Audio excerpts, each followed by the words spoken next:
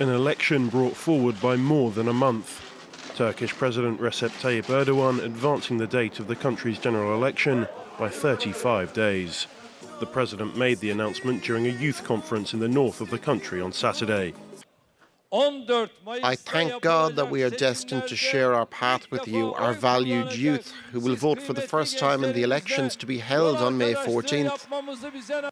This year's elections were set for June the 18th, but members of the ruling AKP party suggested moving the date in order to avoid a clash with summer and religious holidays.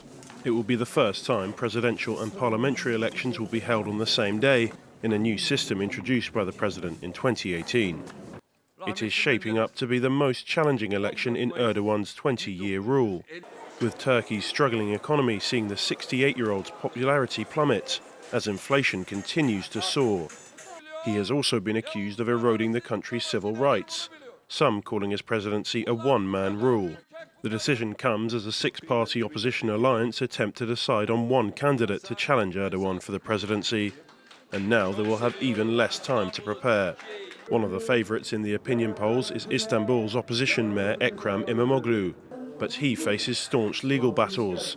He was last year sentenced to jail time and banned from politics for insulting election officials.